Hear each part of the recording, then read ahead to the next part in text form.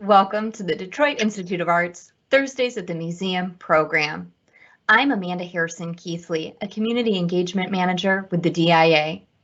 Thank you for joining us for part 2 of our newest talk, Seen in the Moment, Impressionist Paintings of the DIA. During the program, I'd like to encourage you to please ask questions. You can do this by selecting the Q&A icon on the right-hand side of your screen. Questions will be read on screen by Christine Mark, the DIA's Manager of Volunteer Development. This event is being recorded, so you can watch it again later on our YouTube page. Today, we're joined by trained docents Howard Rosenberg and Ray Henney. Please give our hosts a warm welcome. Hi, I'm Ray Henney. It's great to be back today. I am the co-chair of the docent or IPV committee, along with my co-presenter today, Howard, and my good friend, Howard Rosenberg. And we are continuing with our virtual tour, Seen in the Moment, Paintings of the DIA. Now, last week, we discussed the fact that this virtual tour explores why, nearly 150 years after it was founded, Impressionist art, particularly Impressionist paintings, remain today beloved and extremely popular. At the time of the founding of the Impressionist movement, the art world was dominated by academic traditional art, which focused on classical or historic subject matter, precise composition and structure, and realism. It was the art of the state, the church, and most particularly the aristocracy. It reflected old world values of education, and often, to fully appreciate such art, one needed to have a classical education and schooling in proper good taste. But the Impressionists chose to move in a different direction. Howard, my friend. Hi, Ray. How are you doing? I'm doing good. Good to see you. So, thanks for the introduction. Thanks, Amanda. It's great to be back, everybody. We're excited about the second half. Last week, we did the big guns. We did Monet, we did Renoir, we did Degas. This week, we're going to take you and show you, we're going to continue with our French Impressionists, but we're going to show you a number of American Impressionists. And hopefully, by the end, we're going to take you right into the future. So just a couple quick things about Impressionism before we get started. Impressionism, the group that did Impressionists didn't last very long. They exhibited from 1874 to 1886, and they had 8 exhibitions, and they had about 31 artists altogether that exhibited in some. Only one, Pissarro, exhibited in every exhibition. And they, you know, it's hard to define what Impressionists are because they do use different styles, but they capture regular everyday scenes. They capture a moment, as Ray was saying. They give you an impression of what they're looking at. They like to capture the atmosphere. So let's begin. Let's look at our first artist. On the screen, you should be seeing Child Hassam. He is an American artist. He was born in Philadelphia. He trained in America. He trained classically, as Ray was saying. He did eventually go to Paris, and he went to Beaux-Arts, and he did exhibit in the salon. He did do that kind of classical thing. But then he started to do things like this. This is called Notre Cathedral. I'm sure many of you recognize it. I'd be surprised if some of you didn't recognize it. It's so world famous. Ray, you know what? This, I think, is my favorite Impressionist piece in the entire DIA collection. And I'm gonna tell you why. Because one, it does everything we talked about. It captures a moment. It shows you the atmosphere. You can feel the air. You can feel what's going on. Plus that building, Ray. You know, last year when Notre Dame caught on fire, all of us, even people of different religions, felt a deep loss because it's iconic. It's a symbol of our culture, this 800-year-old cathedral. So let's talk about this piece. It was painted in 1888, and in 1890, it was purchased from the artist by the Detroit Club, right? You ever hear of the Detroit Club? Actually, Howard, I've been to the Detroit Club. Of course you have. Tell me about it. Oh, it's a beautiful old building. It's on 4th Street. It's downtown. It's actually not far from Cobo Hall, and it's a gorgeous old building. A lot of the captains of industry, the political leaders, a lot of people such as that joined it. It was very exclusive for quite a long time. And they bought this, and in, what year was it? 1979, the DIA purchased it. So let's look at it together, Ray. What do you see? Tell me what you notice. Well, of course you see Notre Dame. I mean, which is, even though it's in the background, you really, that does dominate. And then you have this atmosphere, like you were just discussing the clouds, the light, you know, the smoke. You get that, all those impressions. What's the weather? It's either just rain or it's raining. See, you got that. You can, like, immediately you tell. You didn't even have to think about it, right? You saw how he renders the sidewalk with the way he creates the appearance of wetness, the sky clearing up, you know, you can feel the smoke coming from the boats on the river. And then he takes the star of the picture, he takes the cathedral and he puts it in the background. And he makes it kind of sketchy. I mean, you can tell what it is, but he makes it kind of sketchy. So it's not photorealistic, but still, for those people who have never even been to Paris to actually see it in person, they can get the sense of its majesty and they can tell what it's like. They can really feel it. And you can see the woman and the child walking toward you, the horse, you know, the background, you can feel everything. Hey, Christine, are there any questions yet?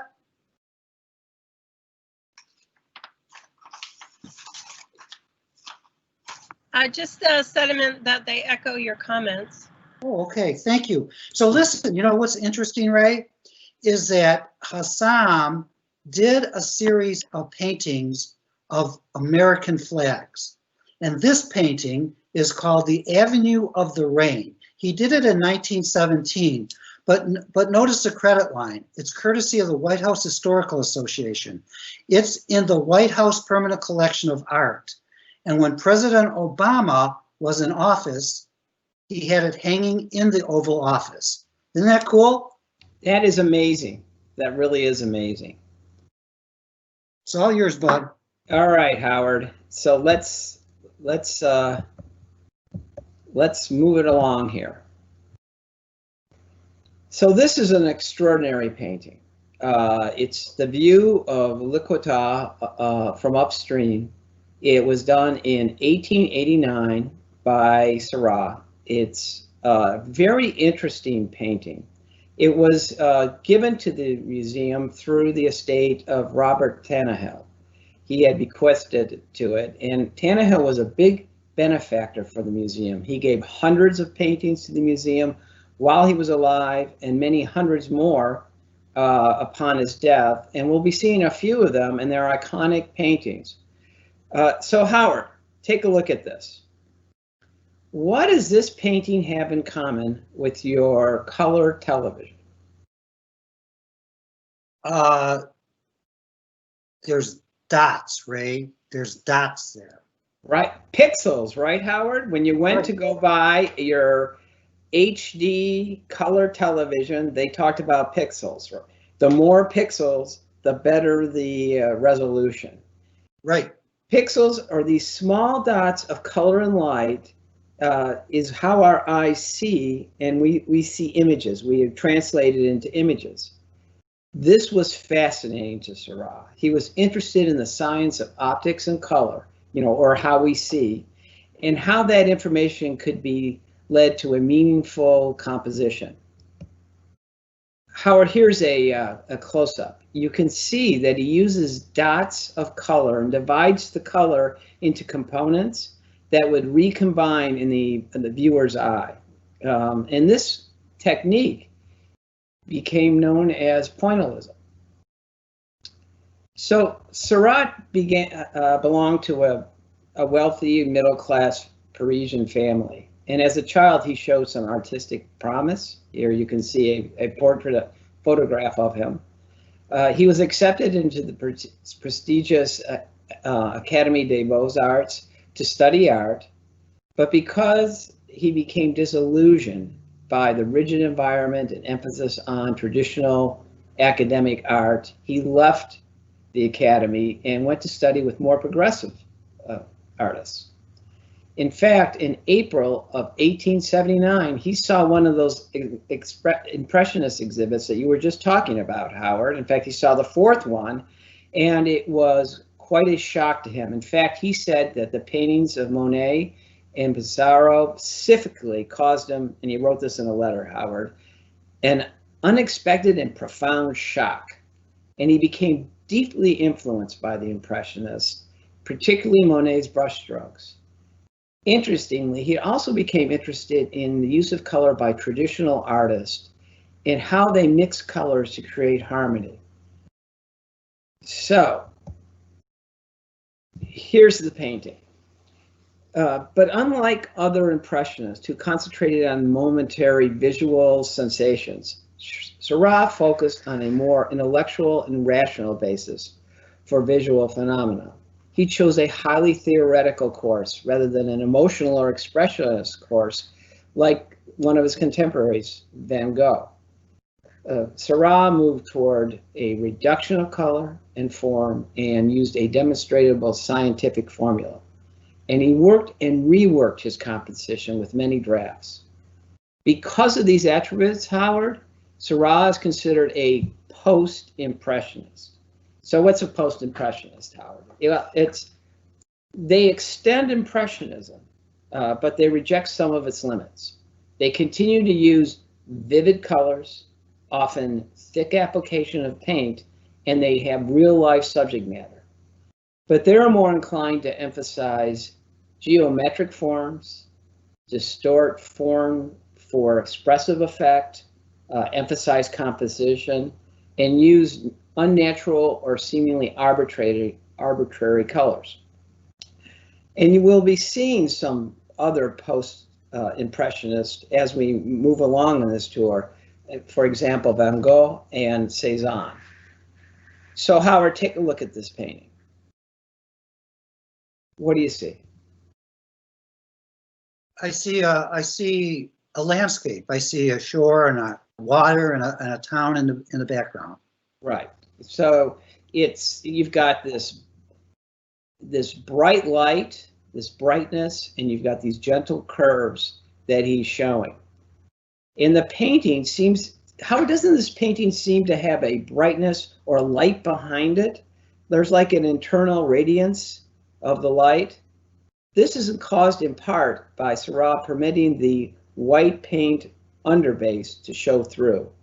And Howard, you know, you're a painter, you know better than I, but that's the layer before they apply the color, the points of color. Isn't that correct? That's the ground. Yes, that's called the ground. Okay. And so by allowing that to show through, it gives this effect of a real brightness. It's almost like when you go to the beach, Howard, and you know, it's so bright you have to put your sunglasses on and so forth. So you get that sensation. But then you have these graceful and tightly controlled curves of his composition. And they're given an intensity by the light, this sort of shimmering nature of the light. You know, there's this intensity, yet there's a calmness and a beauty. So Howard, what do you think of this frame? I think it's magnificent. It's clearly in the pointillist, done in the pointillist style. Seurat began doing that with his paintings and using this pointillist technique. And then he started to, and we should have, we have a close-up of the border. You can see, though, this is the frame, and then he would paint on the border to sort of transition from the frame to the painting to the actual subject matter of the paint. And you know what's interesting, Howard, is that the frame has this sort of pointillism noise, it creates this pointillism noise that he lightens up for the sky view, and then he darkens up for the ground view. It's real interesting how he does that. So, the idea behind this is to enhance the viewer's appreciation of the painting. And Howard, when you've toured this with visitors, I mean, haven't they said that frame really enhances the brightness and the appreciation of the painting? I've had visitors make that comment. Ray, if I could say something, when you come to visit this painting, you should stand way back and look at it, and then walk up and watch how it changes. And if you want to make artists crazy, ask an artist, how do you know when a painting's done? They'll look at you and say, that's a problem. Apparently Seurat just kept going and going, didn't he? Yes, he did. That's true. Now, what's precious about this particular painting is the frame, because even though he supplied many of his paintings with this frame, there are only 5 others that remain in the world. The reason for this is there's several, one of which predominantly was art dealers would strip this frame off because they didn't think it was, appropriate. They'd put more classical frames, and they felt maybe they would get a better value. But also owners took them off too because they were somewhat radical in appearance. In fact, as I mentioned, Tannehill owned the painting and gave it to the DIA. Well, when he displayed it at his house, he actually used a traditional frame. He took off this frame, but fortunately, Howard, when he gave it to the DIA, he had retained the frame and it was reunited. So this painting is not only, rare and a treasure because of that, but it's also because Seurat did not live long. He died at 31 years old, and he only completed less than 50 paintings. So Howard, with this painting, Seurat is offering a different perspective of an everyday landscape. It's a way of seeing light and color that is simultaneously intense and then calm. Hey, Christine, any questions? Ray, there were a couple questions in regard to the frame. One was, did he paint many paintings? You said many of the frames were lost, but do you know, did he paint many paintings and create the frames? Do we know how many he painted, the frames that were lost, or is this just a guess? Or do you have any? No, I don't have a specific number, but I know that I recall that it's more than 20, and he did it in the last several years of his life. The last 4 years of his life, he started to, all his paintings started to have these frames. Okay, thanks. And there was one comment about how the frame really seems to extend the landscape for this particular viewer. Yeah, you know what, and I understand that because, these colors seem to just translate into, how he has varying colors here, seems to translate into what's going on in the painting. Mm-hmm. And the last comment was an emotion or a feeling that particular painting makes the viewer feel very warm, and also to be able to feel the humidity that could have been on the beach. That's an interesting comment, and it's a really something that Impressionism paintings does quite well. In fact, Howard mentioned it last week on how you feel the light, how they accomplish you feeling the light and feeling the atmosphere by the way that they portray the light. So that's an interesting comment. Okay, thank you, Ray. Thank you. Howard? Thank you, Ray. So Ray started to take us a little bit into the future, and we're gonna head even farther. But right now we're gonna go back, and we're gonna look at a painting, a couple paintings, but we're gonna look at an Impressionist piece by John Singer Sargent.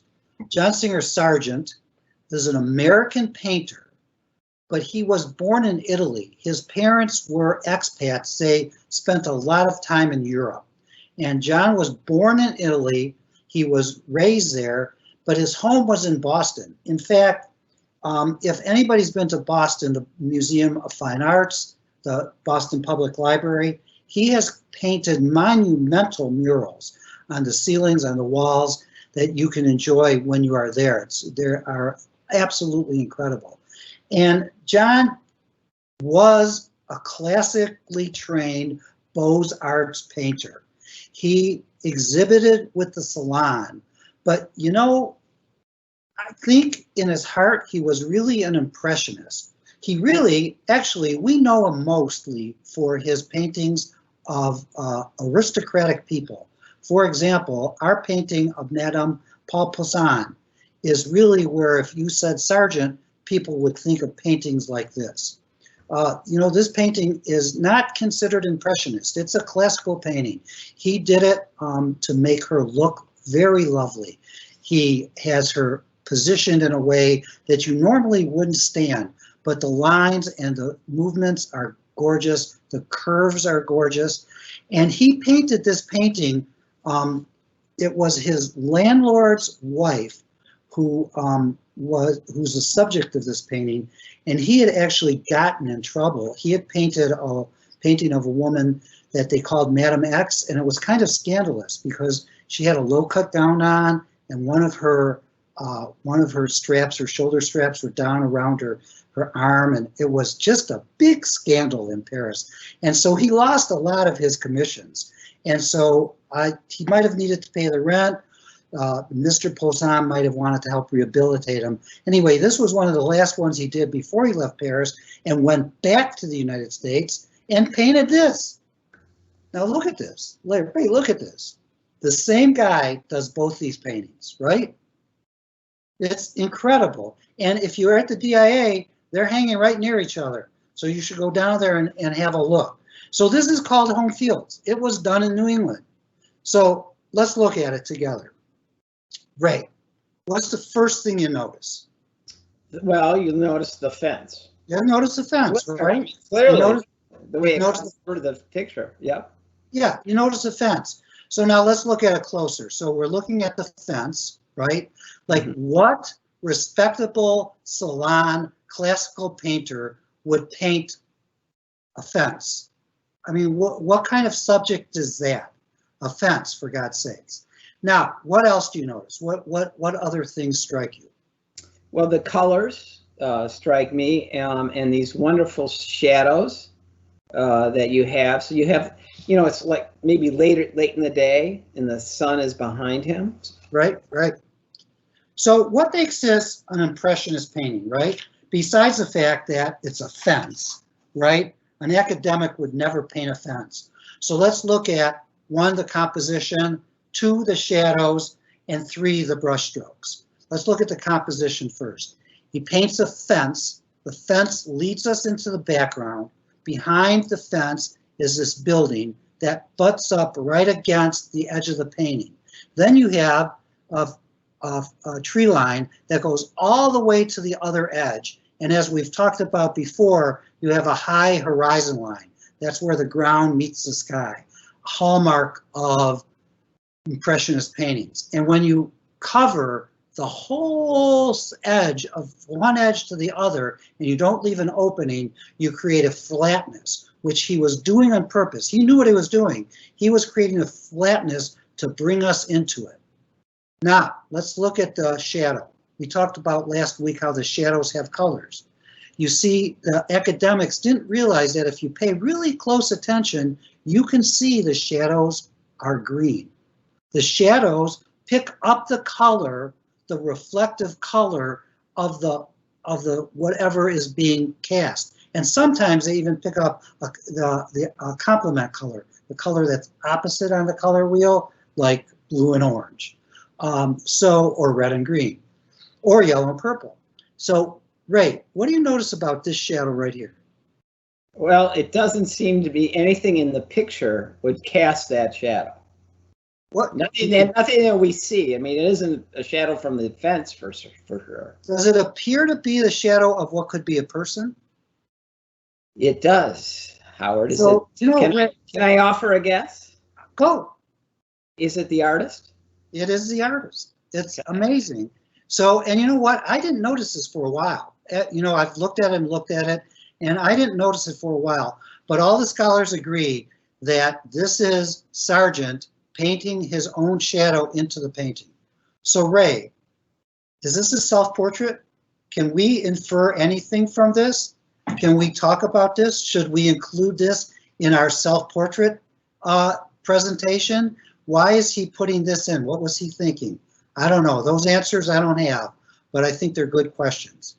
And now the brushstrokes. So he doesn't do Monet's brushstrokes. He didn't know Monet. He painted with Monet. In fact, he painted Monet painting a painting.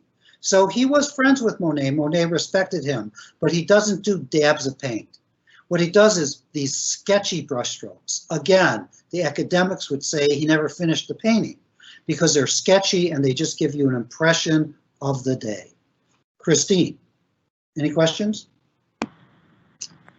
There was a comment on Madame Paul Poisson and how when you walk into the American galleries, that painting is just leaps out and is so commanding and draws your eye in right away. So the viewer has seen that painting in the galleries and felt compelled to share that.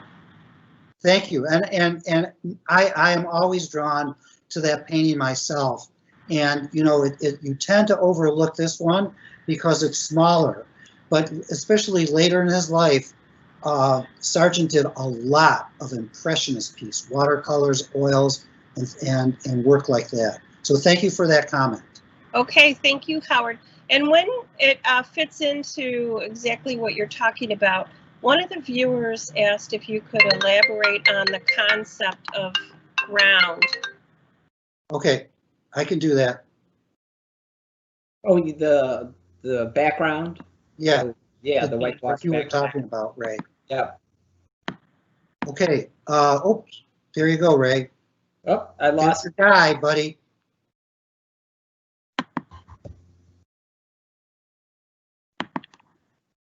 Hey, Howard. There he is. There he goes. Okay.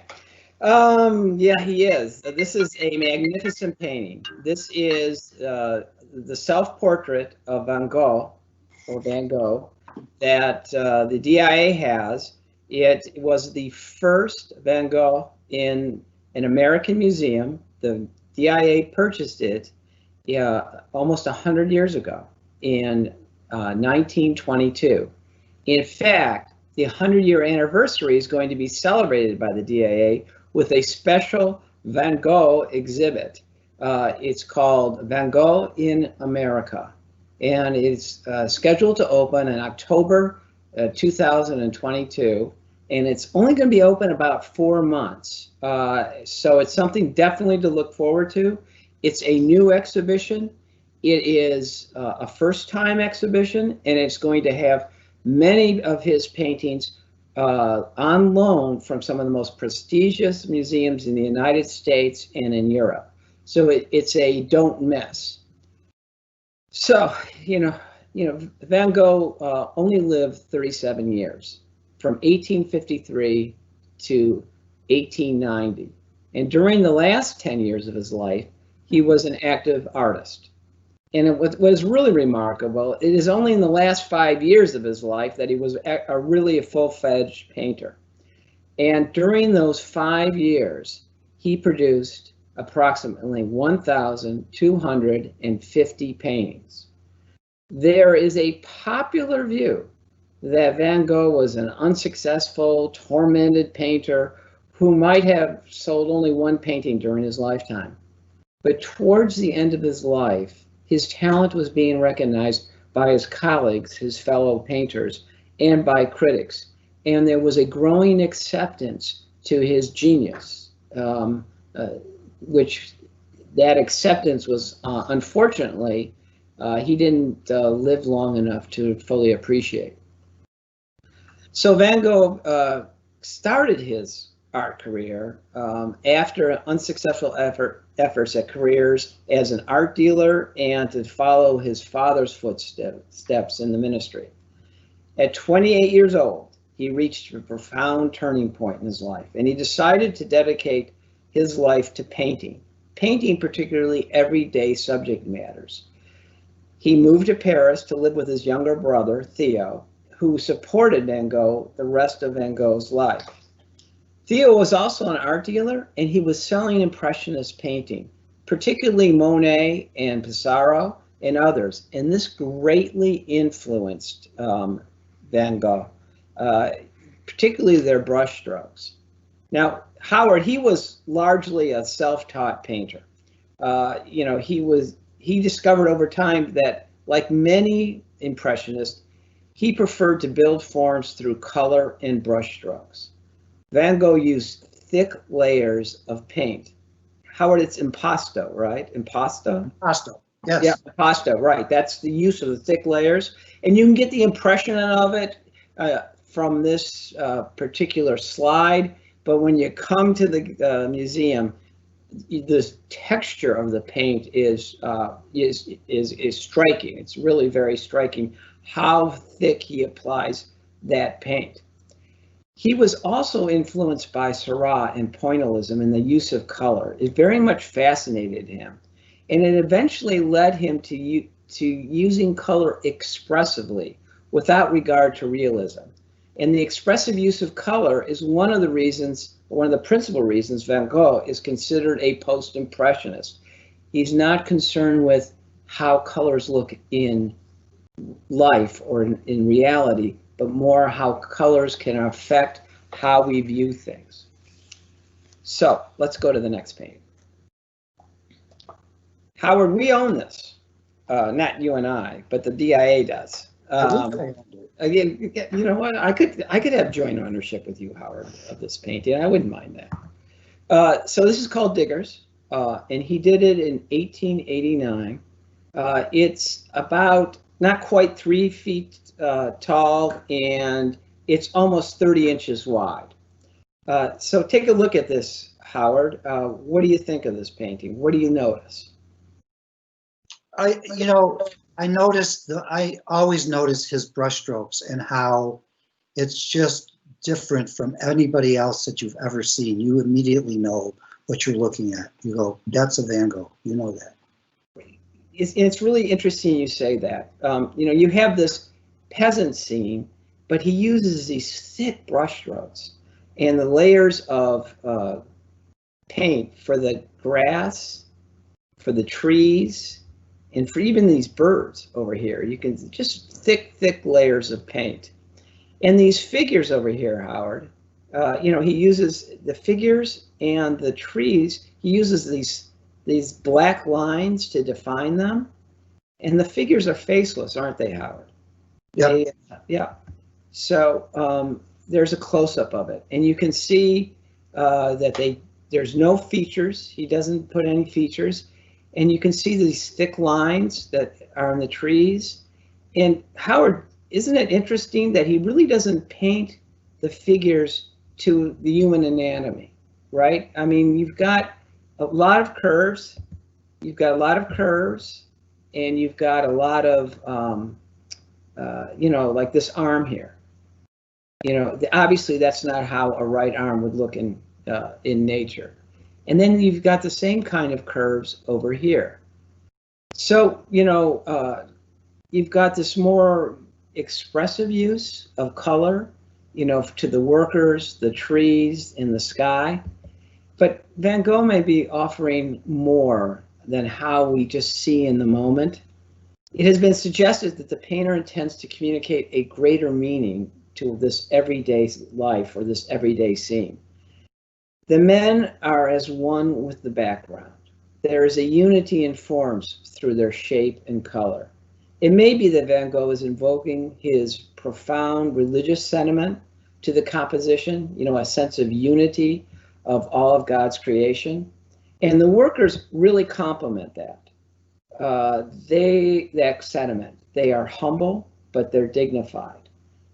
Dignified in their labor, they have sort of a, I don't know, Howard, sort of a humble humility to them. The next painting, the Diggers, and this painting was also given to the DAA by Robert Tannehill. Again, he was a big benefactor to the museum. Howard, for me, this is my favorite Impressionist painting. It's a close call, but this one, for some reason, is just so spectacular in so many different ways. Van Gogh did this in 1890, and he did it during the last 2.5 months, when he lived in Ovar, and this is called the Banks of the Oise at Ovar. And so he completed this painting weeks before he died. What are you looking at here, Howard? What do you see? I'm looking, Ray, I'm looking at an idyllic scene of 3 people getting ready to spend a nice day on the river in their canoes. Right. It almost looks like maybe it's a Sunday, right? The Sunday afternoon, and there's boaters on the riverbank. This is an excellent example, Howard, of the brushstrokes that you were just talking about, and his use of brilliant colors. And this painting forges a link between art and emotion. The intensity of the brushstrokes is believed informed by Van Gogh's fervent religious beliefs and his recurrent mental crises. Like each of the Van Gogh paintings that we are touring today, you can see every mark of his brushstrokes. And I guess, Howard, I understand he didn't just use the brushes. He used the butt ends of the brushes to apply the paint. He used palette knives, these thin little knives, and he even used his fingers. Howard, when you do your paintings, are you using your fingers? Yeah, well, in fact, Ray, I do. So Howard, you've gone back to kindergarten and your finger painting. That's one of the reasons it's great therapy for me. It keeps me sane when I'm around you, my friend. That's right. Well, you know what? Keep up those little kitty finger paintings. Okay. You'll strike it rich sometime with those. Anyway, these brushstrokes combined with the color choices of blue, greens, and dark lines for the trees. You see these, Howard? These really create a sense of movement. I mean, there's really a vibration in the trees. And then you were talking about complementary colors like blues and oranges, and that makes the eye just sort of more intense. It makes the eye move around. These color choices really add to an emotional perception of the everyday. And the figures, again, are undefined, aren't they, Howard? I mean, there's no facial features. What's interesting, Howard, is the man is defined in lines like the workers were in the previous painting, The Digger. But the women are more built up with paint. And it's an interesting contrast. Is that just because of the clothing they're wearing, or is he trying to communicate something with respect to the differences between the genders? I don't know, Ray, but if you notice, when the man's got his black outlines, yeah, really flat. And when she doesn't have black outlines, she has more volume. She has more weight. She looks like a person. He looks like a flat cutout because you flatten things out when you outline them in black. And that's particularly noticeable in this painting when you see it live, Howard, because the way the colors are built in the woman's white dresses. It's interesting too, because you were mentioning it before with one of the previous paintings. I think it was a Hassam, the Notre Dame. This has a sense of flatness too.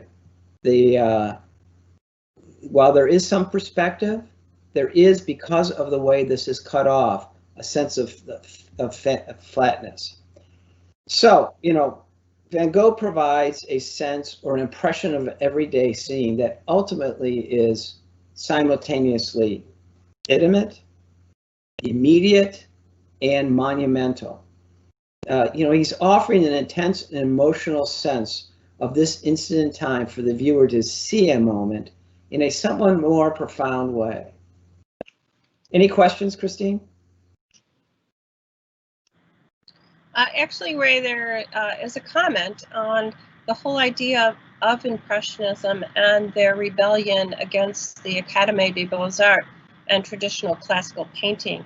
I know you two have been touching on this throughout this presentation and also last week's, but this viewer is wondering, would it be fair to say that these painters viewed themselves as rebels? Well, they definitely viewed themselves as entrepreneurial. They wanted to control their art. They wanted to do something different, and they were doing art that was meaningful to them, but frankly had acceptance with New World taste, if you will, or as we talked about last time, with the newly wealthy, the industrialists in America, in Germany, and England. So they were doing what they thought was innovative and interesting to them and appealed to a significant market. If you want to define rebels or rebellion as breaking away from the constraints placed on you by the salon through you have to do this, you have to do that, you can't do this, you can't do that, then in fact they were rebellious. Okay, thank you so much. And then also, they were wondering about photography, and was this also reactionary because of the advent of photography? They used that. They used a lot of photography. A lot of the Impressionists did take their own photographs, and so there was a number of things. There's technology that evolved. You had a paint that was in tubes now. You could get paint in tubes, so you could carry the tubes outside. It was easy. You didn't have to mix it. You had canvas that was already pre-stretched and put around frames, so you could get that. You didn't have to do that yourself. You had brush technology that was improving, and you had portable easels, so you could easily move around and take things with you.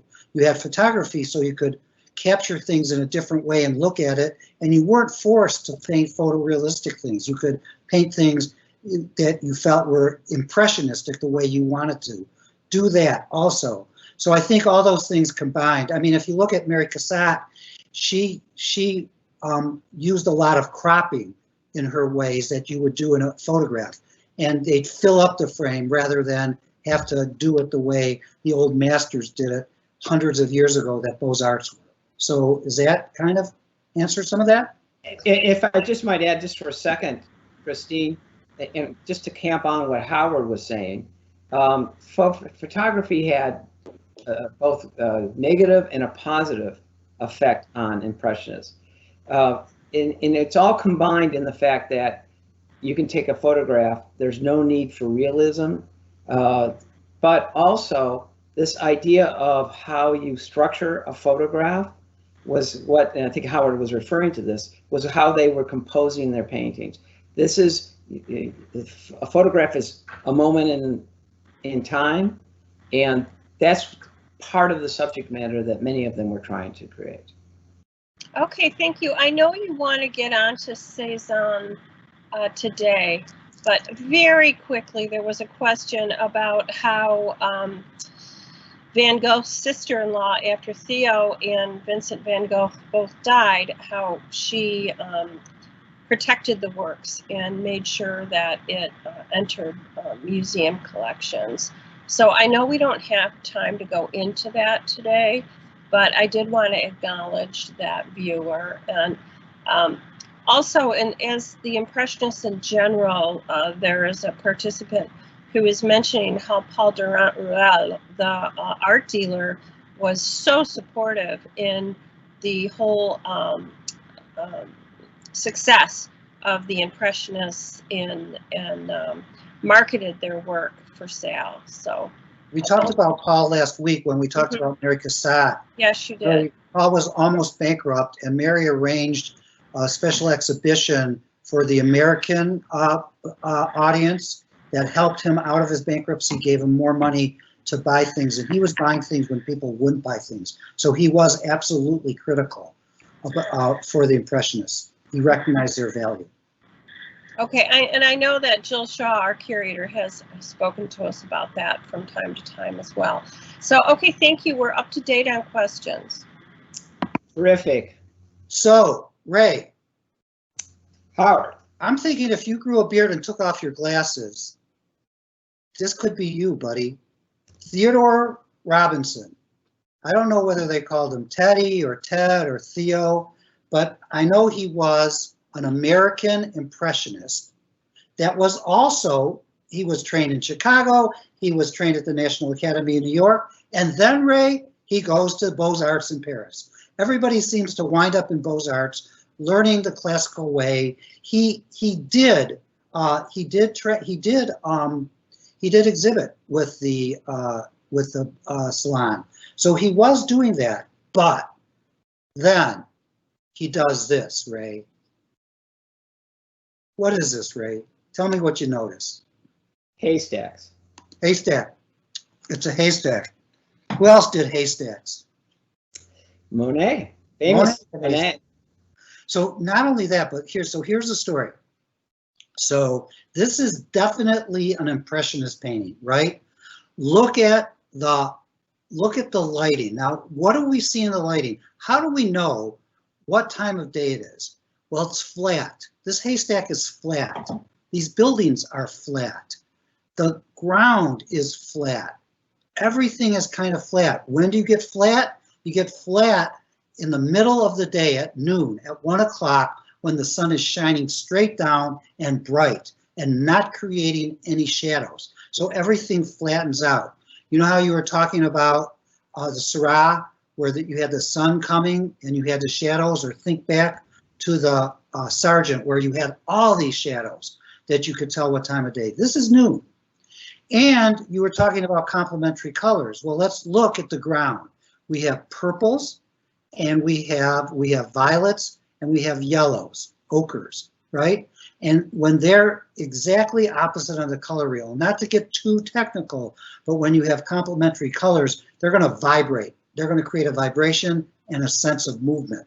And with the brush strokes and with the vibration, you get a sense of motion. Don't you, Ray? Doesn't it feel like there's movement here? Yeah. And then he gives you this background, and he gives you these blues and purples and grays in the skies. And then he gives you these buildings and houses in the background. So I'm going to keep this a secret, but if you come to the museum and you look closely, you might see Monet in there. No, just kidding. But this was Monet's home. This was Monet's outbuildings. He painted with Monet. Monet liked him a lot, and we know that because he talked about it in his diaries. He kept a diary, and he talked about how Monet befriended him and how Monet influenced him. And so this was one of Monet's haystacks. He just put a ladder next to it. Monet generally didn't do that. He loved to create this kind of scene, and Monet told him, paint serially. So Monet wanted to go out and capture the haystack in the middle of the day, at night, in the morning, in the winter, this and that. So that's another sign of Impressionism, painting the same thing at different seasons, at different times of the day. This is a great painting that's in our American collection. You can see it. It's in the same gallery as a Sargent piece, as Madame Poussin and Home Fields.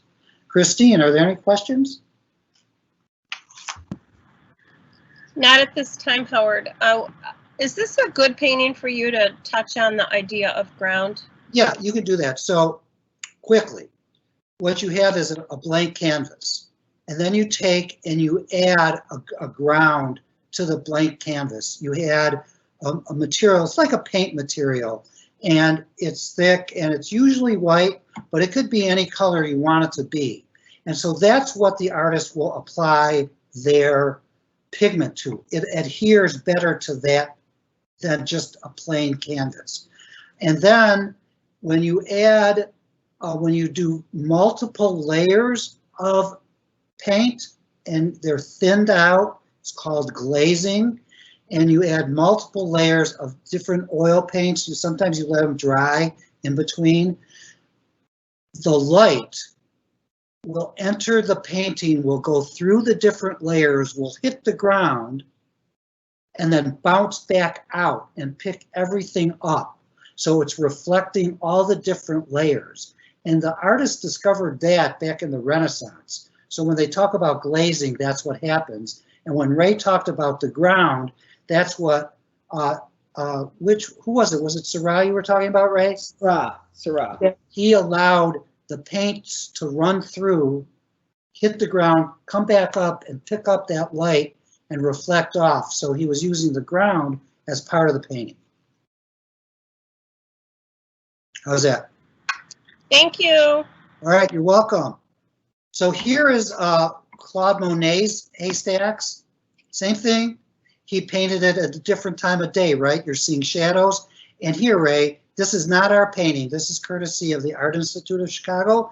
They were kind enough to let us do that. But see the shadow in here? What color is that shadow? It's almost like purple.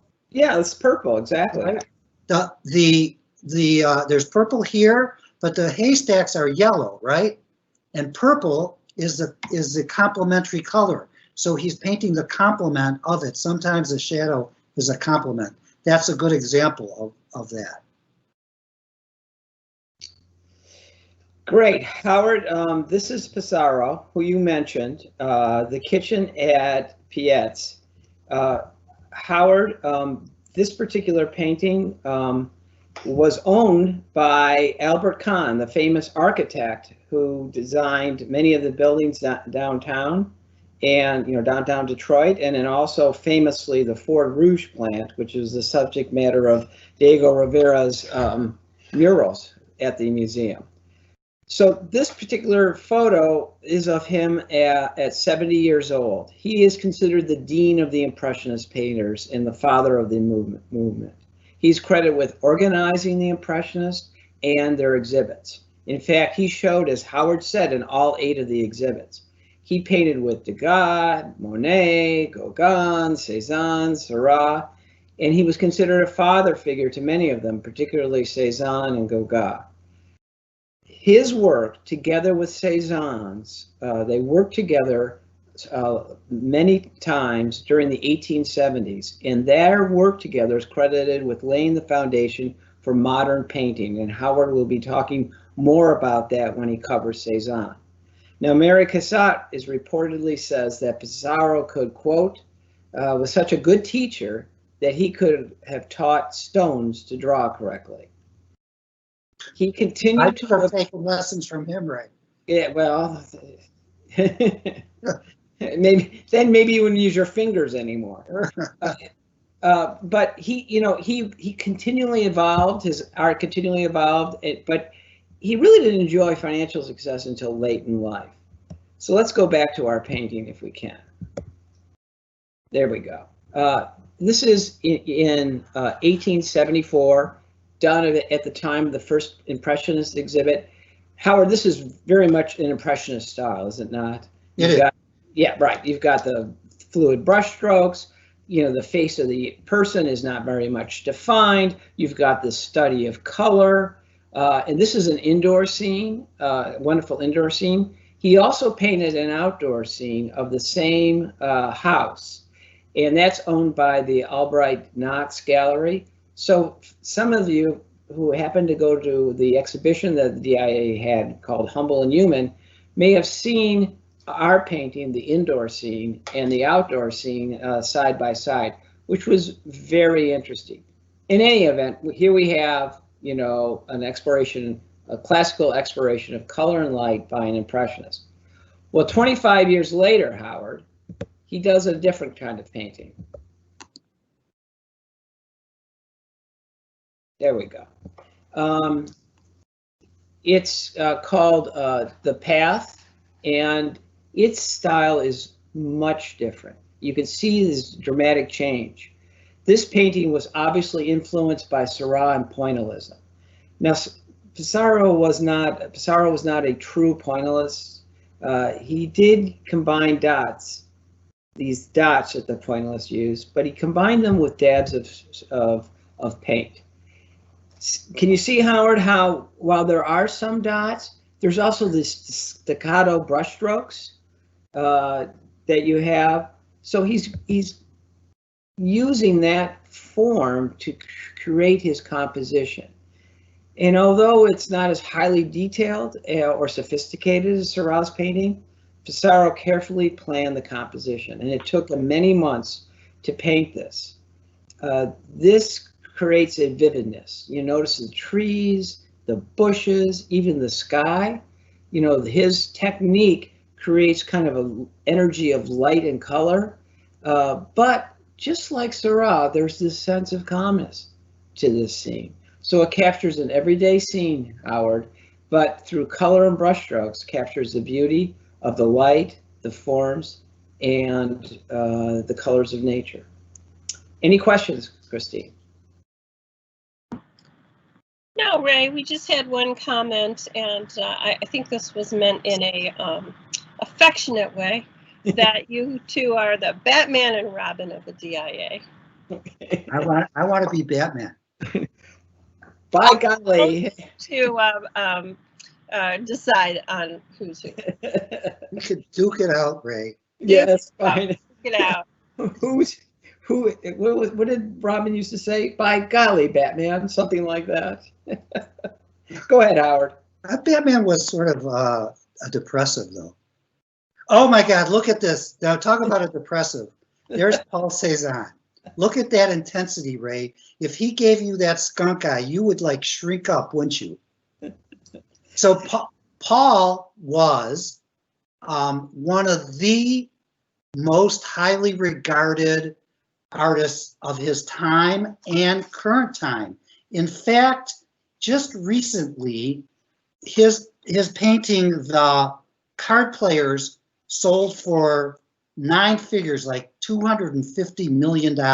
It was like the biggest seller before a couple of the other ones, like Basquiat and the Salvador Mundi, the Da Vinci. Anyway, Paul was born in Aix-en-Provence, which is a town near Marseille by the Mediterranean, so south of France. He grew up in that area near a limestone mountain called Mount Saint Victoire. There's a photograph of the mountain. It's a big limestone mountain that he saw every day. And Cezanne was, as Van Gogh, as Ray talked about, very religious. He was a pantheist, and he felt God was everywhere. So he felt that God was, he said, he wrote, all-powerful, eternal God, how do I paint him? And he did exhibit with the Impressionists. They did invite him. He had a strong, difficult personality, and he spent most of his time down in Aix, in Provence. His father was a rich banker. His father was estranged from him for a while, but then accepted him as a painter. He gave him 400,000 francs. I mean, this was an incredible amount of money. When his father passed away, he inherited the estate, so he could spend his time painting. So let's talk about his painting. So here's the mountain, and here is our painting of Mount Saint Victoire. Ray, this does not look like an Impressionist painting, does it? No, it doesn't, Howard. There's a flat feeling to it, and then you don't have those brush strokes. You have more of a forms.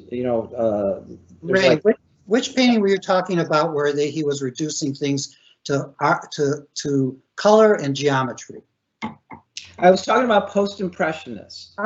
Post-impressionists, and what a great example you have right here, Howard. So let's figure out how he did this.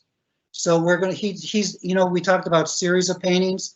He painted this mountain a lot. He saw it all the time. We're gonna concentrate on 3 paintings that he did. The first painting is this painting. It's in the Hermitage Museum in St. Petersburg in Russia. He painted this in 1896. Now, Ray, doesn't this look a little bit more impressionistic?